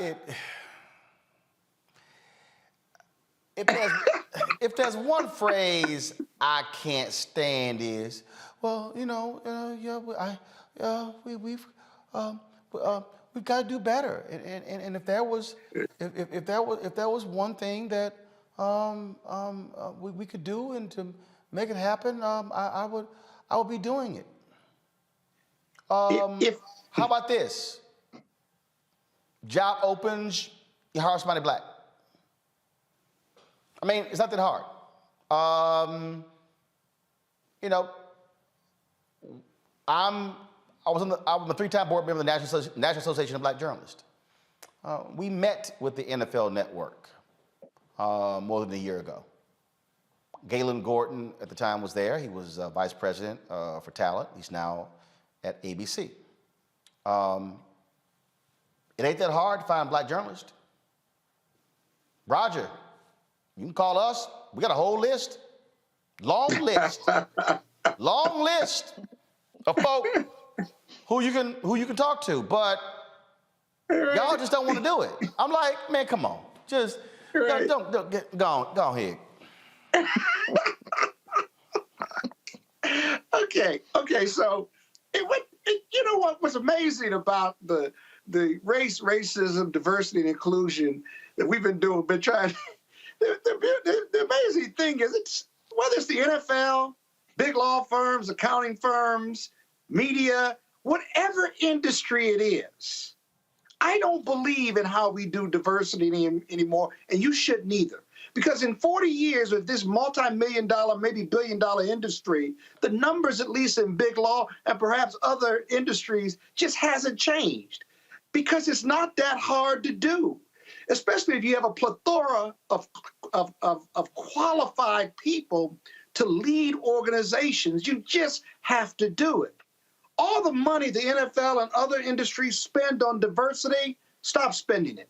Invest it in making excellent employees and senior people, train them, invest in them, and make them outstanding contributors to your organization, and you will ensure that you have a diverse leadership in that organization, and it makes you a stronger organization, not because I'm black, but because I'm talented, I compete against everyone, and I'm as competent and extraordinary as a lawyer, and I just happen to be black. I'm not a great black lawyer because I compete against everyone else, right? Don't undercut my excellence. But people that don't look like you and me have a real problem. If you haven't been victimized by racism, right, and you don't look like me, you have a problem because you've never lived without privilege. And so your privilege blocks you from trying to give up something to somebody black or brown because you think somehow you earned that privilege and you're giving it to me by hiring me or promoting me. It's a false narrative. And so it's really not that hard. Just invest in people, make them great, give them every opportunity, inclusion, include them, not diversity, include them, right? And you'll have a diverse team. It's not that hard. You follow everything I just said. I've been in big law for 30 years, been in management for 10. It's not that hard. It just, look, Monique, it's like if I walk into the room and it's like, damn, everybody here dudes. We need to go hire some women. If you the one in charge, say the word. So Roger, stop bullshitting. Just do it. Monique, go ahead. Right. I mean, power concedes nothing without a demand. He's not doing anything surprising to me. They're not doing anything surprising to me. They're only going to do what they are forced into doing due to pressure. I mean, y'all not boycotting no more? I don't watch the NFL anymore. I haven't watched for years. I don't really understand if I can just apply my action items and my questions to a different area, which is us, because we're the only people we can control. Oh, you're right. That's we right. boycotted That's right. for one Jay-Z. man. That's right. Remember, Jay-Z said we were done with kneeling. I guess he was supposed to fix all that, huh? Well, no, but I mean, are y'all done? Are y'all done boycotting? This ain't about Jay-Z. No, actually, Actually, it was Actually, boycotting. No, actually, it wasn't a real boycott, and that was part of the problem. That actually was part of the problem. But people were very vocal about not watching, and they watch now. No. Let me go back. Kaepernick did not get the job, and they watch now. No, let me go back. Monique. What they said they were not watching until it happened did not occur. All I am saying is, if we can boycott because of the offense of the one black player who stood out for social justice issues and for everything that meant, then we can boycott. And I'm not talking about boycotting the games or even the watching of the games, because the 70% of black folks who earn their living doing that deserve our support. It seems clear to me we ought to be boycotting the sponsors, because the sponsors are who make the money, and the money is what drives Roger Goodell. It's not hard. It is. It's all very simple, but it's not as simple as walk in and there's no black people at the table, so put one there. Well, hell, they don't want to. So where is the pressure? Because us sitting back and waiting for him to do it, ain't it? But I'm gonna say again, that this is, Robert, this was one of the things for me when it actually happened. Even that quote boycott, it wasn't a real boycott. It was a loose boycott. It wasn't organized. There was some organization. But I'm talking about, it was kind of like this area and this area. Part of successful boycotts are organized. There's a plan of action. There's a period where you are educating and you are enlightening and you're laying out what we're doing and you're escalating. Yes, there were moments where you had preachers who showed up outside of NFL stadiums taking a knee, things along those lines. And so, Monique is absolutely right. If you're going to target the NFL for its racial, its lack of diversity, it has to be an organized boycott. I keep telling folk, you go read Martin Depp's book on Operation Breadbasket. You've got to organize it. But it's also, people also got to also be a little smarter. I don't know if y'all saw Emmanuel Acho. Now, there's lots of I disagree with him. He criticized Brian Flores because the law firm that Brian Flores is working with to sue the NFL on racial hiring, according to Acho, they ain't got no black lawyers. It's all white. Now, we've been trying to get Brian Flores on this show to discuss his lawsuit because he's only done interviews with mainstream media. My producer, Carol, was emailing them. It was kind of like, no. Then finally, I emailed saying, we got a problem if you've only been talking to mainstream media. If you're going to talk about suing the NFL because racial discrimination, y'all might want to talk to some black-owned media. And then it was kind of like, we Mr. Martin, we understand, but we're just sort of inundated with requests and stuff along those lines. I'm like, okay, I got that, but you can still schedule. You don't only just talk to NBC, ABC, and CBS. And so I'm going to send that law firm an email to see if what Acho said is correct. But even in that case, that law firm should be called out. You can't be suing the NFL for racial discrimination if you're an all-white law firm as well. See, we got to be willing to challenge people in every area. And so if people say organize a boycott against the NFL and its advertisers and its sponsors as a result of its racially discriminatory practices, it has to be organized, Robert. It can't just be whatever.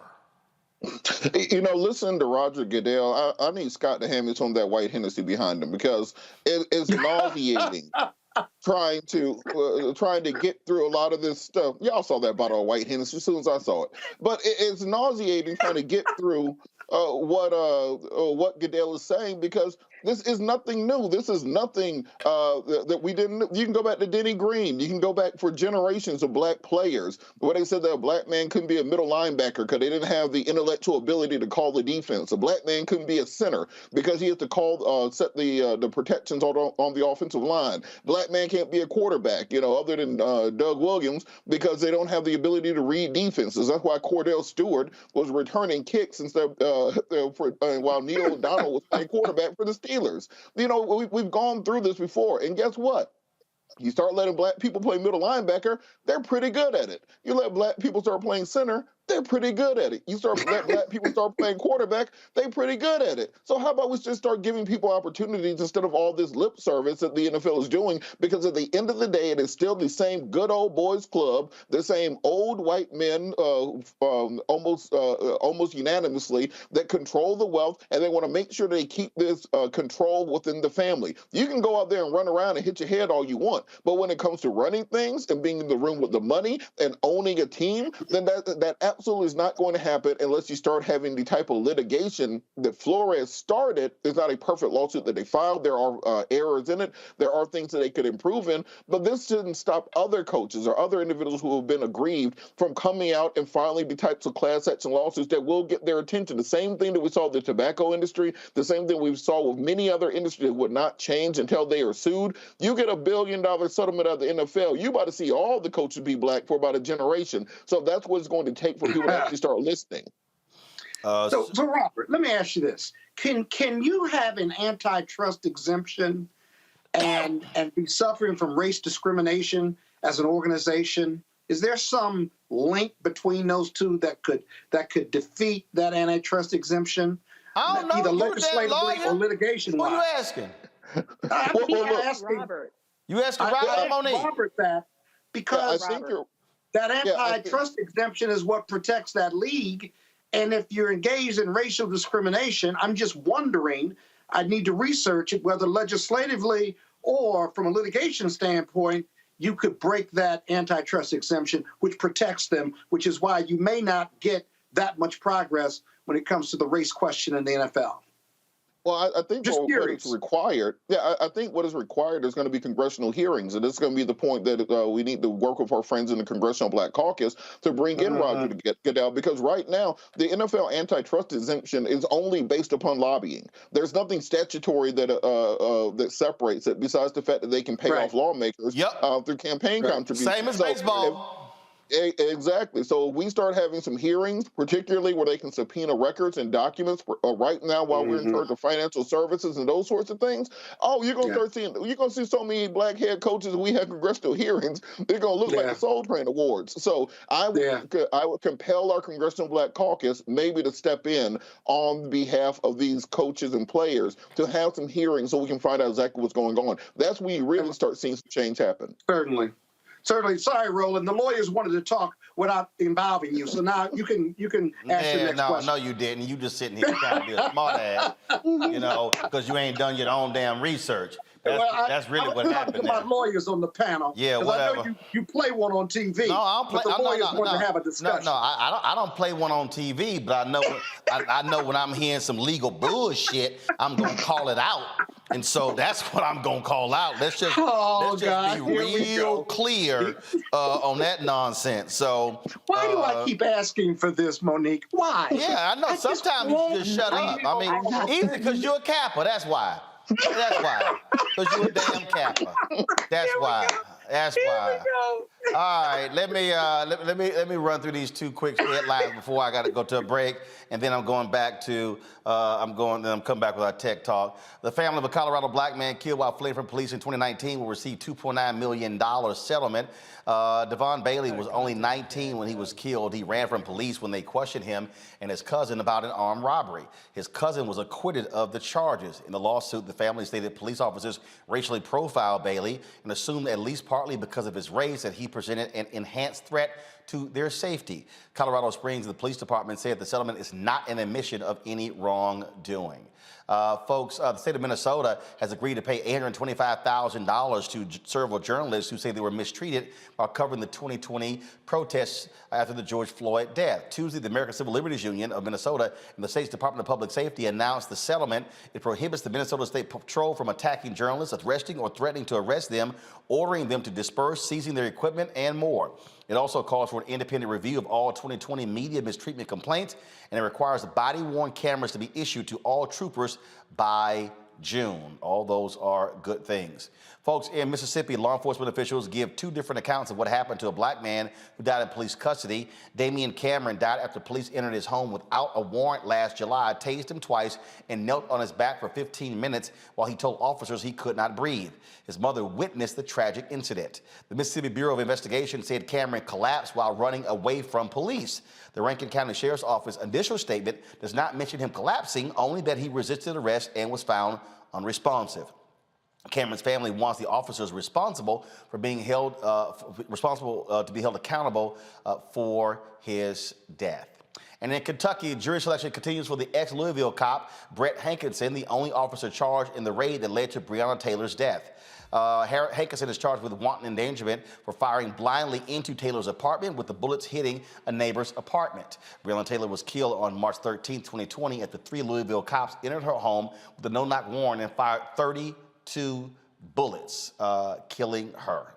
And folks, in Wisconsin, a 12-year-old black swimmer was disqualified from a race for wearing a Black Lives Matter swimsuit. Lady Lions wore the swimsuit in support of Amir Locke, who was gunned down by Minneapolis police executing a no-knock search warrant last week. An independent volunteer told the preteen if she did not remove her swimsuit, she could not compete.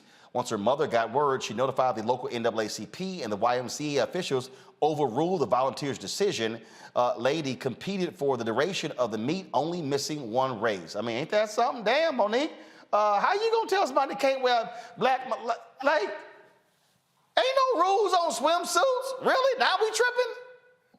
Well, there might be rules on swimsuits. I don't know if there are or not, but it's good that that worked out in her favor. But, you know, at the swim meets that I go to, yes, the team competitors all have to wear the same thing. I'm assuming she was wearing that in protest, and that they honored that from this young girl who was trying to make an important statement. So I think that that's a good thing. And that's why you tell volunteers sometimes, Robert, sit your ass down. Well, look, somehow I bet you this goes back to, we're never going to find out. This probably goes back to just some angry Karen who was sitting across with her little daughter, Sarah, or something, and saw the Black Lives Matter swimsuit and got offended and ran over and started making a fuss about it. But I'm glad that these young people are standing up and making it known that their generation will continue in the legacy of Tommy Smith, will continue the legacy of John Carlos, will continue in the legacy of Kaepernick and those who have used their platform to protest. And guess what? This story being reported nationally, as you are right now, will have a far bigger impact on these young ladies' lives than them winning a swim meet when they were preteen. So I think they did the right thing, and I hope this inspires more people to use their platform, whatever it is, to fight for social change. Hell yeah, man! Just wear it. I don't care, whatever. Wear it. Do whatever you want. Just be all in these folks' face, Scott. I mean, first of all, but why do white people care so much about this 3 words, Black Lives Matter, being on a sidewalk, being on a swimsuit? It is not. They see it as a political statement. That's their ignorance. It is an affirmation. That's all it is. You disagree with the statement that Black Lives Matter? You don't think we matter? That's the problem if you think it's some type of political statement. My goodness gracious, there's so much more that we could be locking arms on to reach some type of racial harmony in this country, and yet we're caught up on those political words that are nothing more than affirmations of the truth. Stop it. Man, look, those 3 words are a problem because of 2 words, white fear. It's simply that, white fear.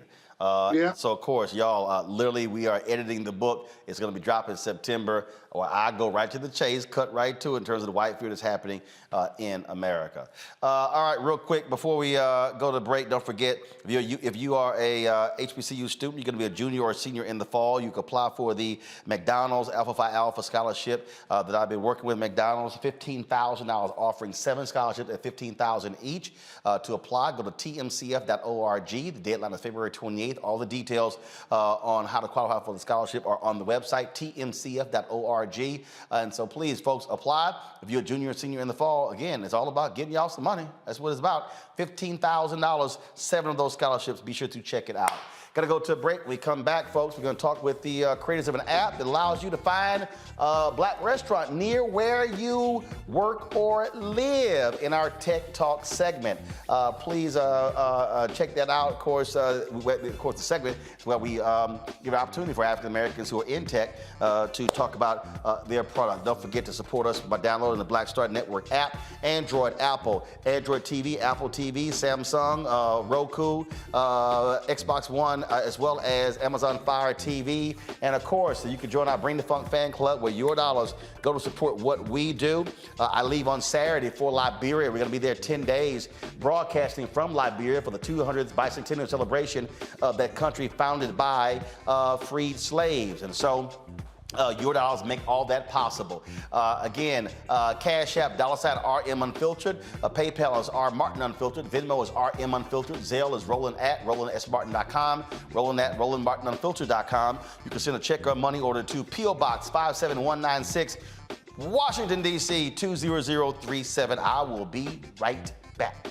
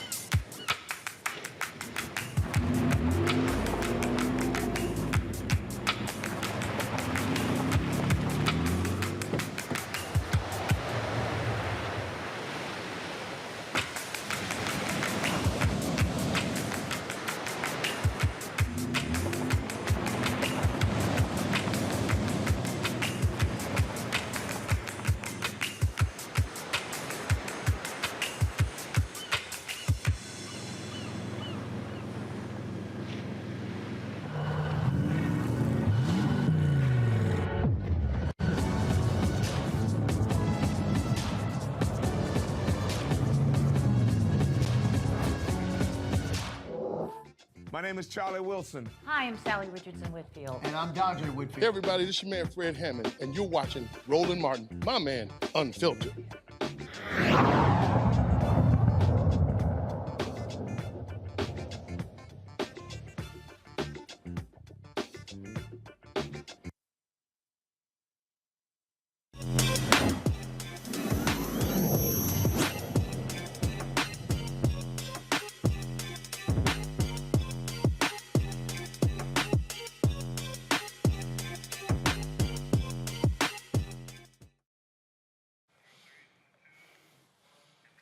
All right, folks, EatOkra is here to solve an issue that you have. It's an app that connects consumers to black-owned restaurants in their area. Joining us now, co-founders of EatOkra, Anthony and Janique Edwards from Brooklyn, New York. Hey, how y'all doing?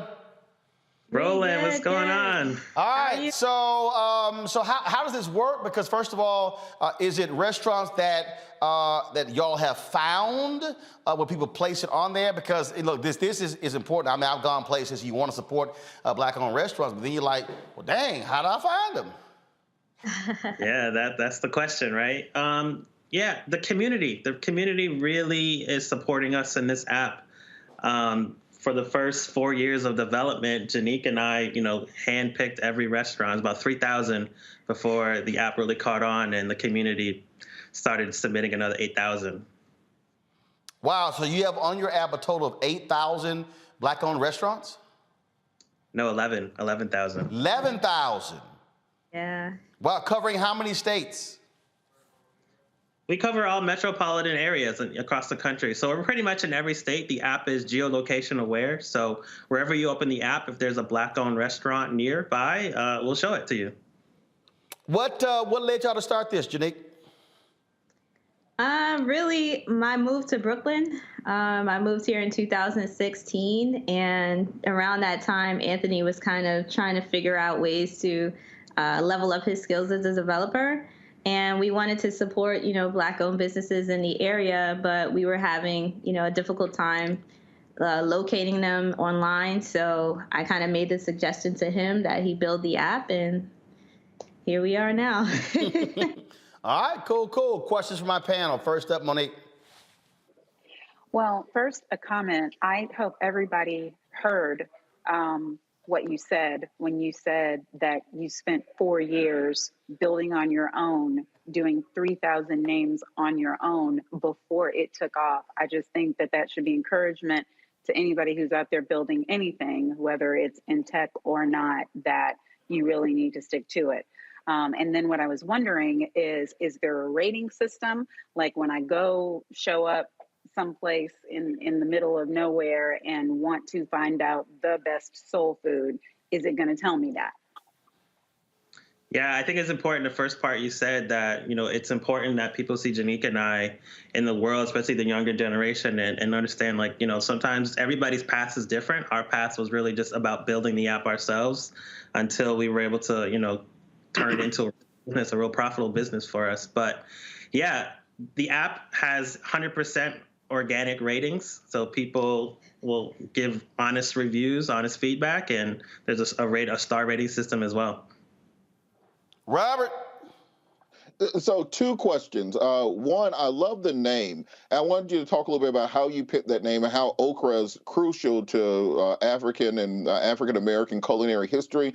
And then follow-up question, will there be anything on there that can let us know what these folks are out of? Like if I'm going to a fish spot and they ain't got no fish, is there like an alert on there that can tell me?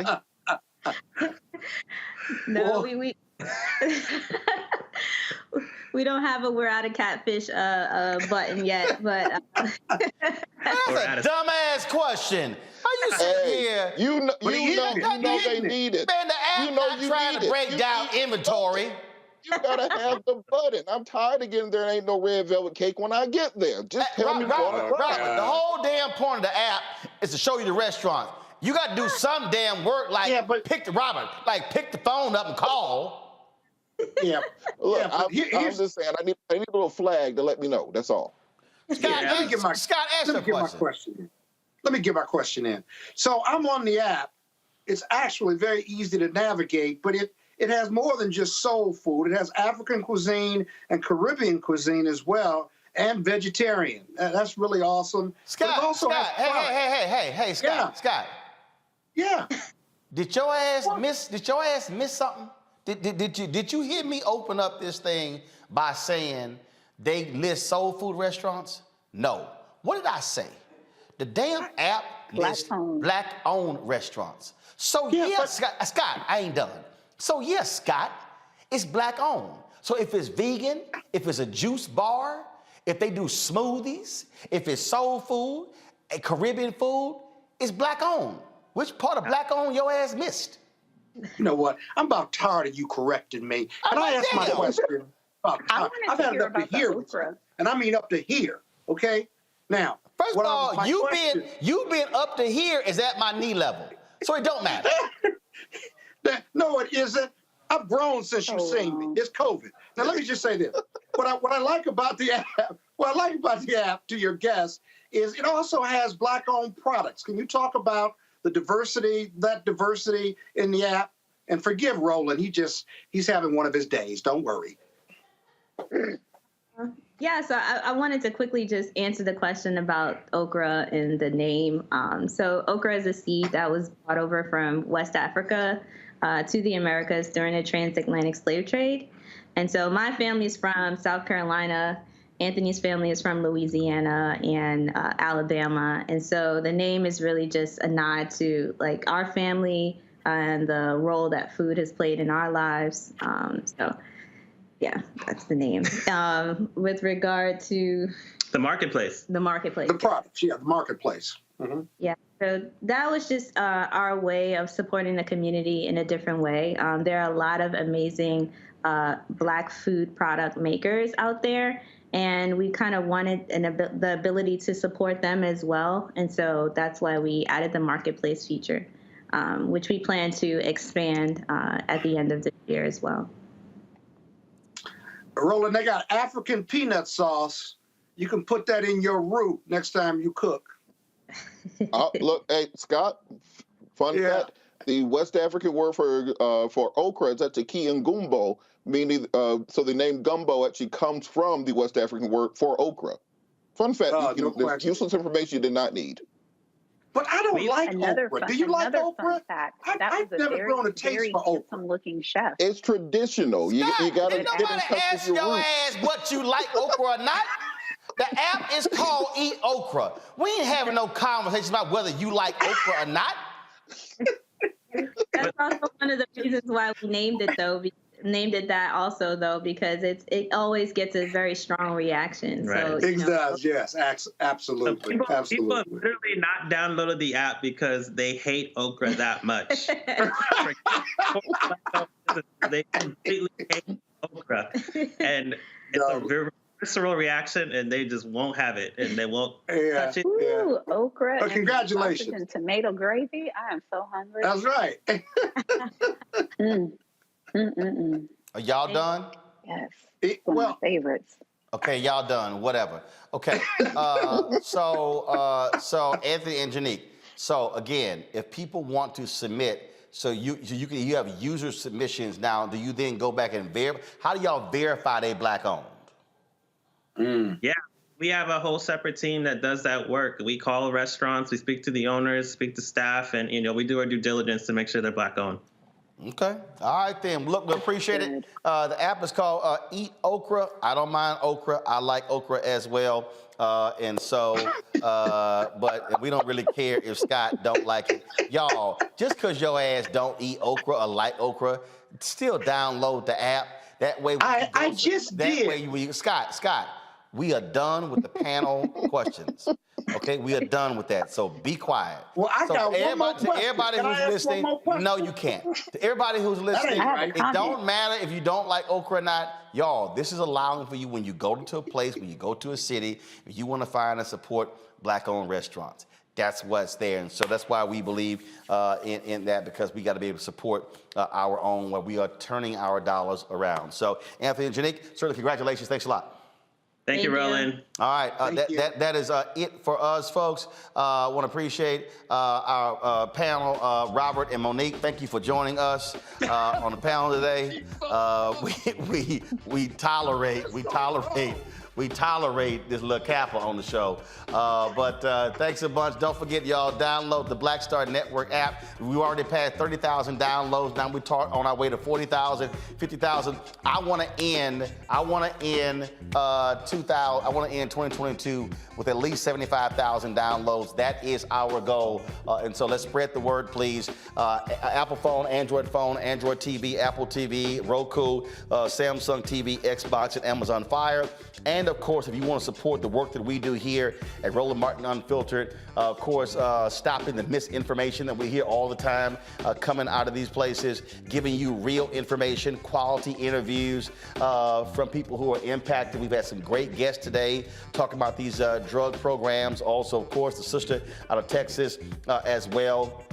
So many great guests. You can support us if you want to write a check or money order. P.O. Box 57196, Washington, D.C., 20037. Again, P.O. Box 57196, Washington, D.C., 20037. Cash App is $RM Unfiltered. PayPal is R Martin Unfiltered. Venmo is RM Unfiltered. And Zelle is Roland at RolandSMartin.com. Also, Roland at RolandMartinUnfiltered.com. All right, folks. Thanks a bunch. We appreciate it. And I see y'all comments. I appreciate y'all loving our set, paying homage to James Baldwin, my man Harry Belafonte, of course, Ida B. Wells Barnett as well. And again, I love these shoes. I got these at the YouTube Black Summit. Where they gave me these Air Force Ones, and they of course decorated them Roland Martin Unfiltered. So pretty cool, huh? All right, y'all, that's it. I will see y'all tomorrow right here from Black Lives Matter Plaza in the nation's capital, where the Black Star Network, our offices are located. Don't forget also to watch our shows, Deborah Owens Show, Wealthy You, of course, Balanced Life with Dr. Jackie Hood Martin, of course, Faraji Muhammad every day with In the Culture with Faraji. That's 3 to 5 p.m. live every single day. Then, of course, we restream that. And, of course, Rolling with Roland, the episode of the last 2 weeks, Director Bill Duke. And, of course, with the Black Table, my man, my frat brother, Dr. Greg Carr. Folks, that is it. Support all of our shows. We are building something here. We got other shows in development. And so we're just trying to make this thing happen, y'all, because this is all about us being able to control our voices, control our destiny. And again, like the nation's first Black paper, Freedom Journal said, we wish to plead our own cause. Too long have others spoken for us. That's it. I'll see y'all tomorrow. Holla!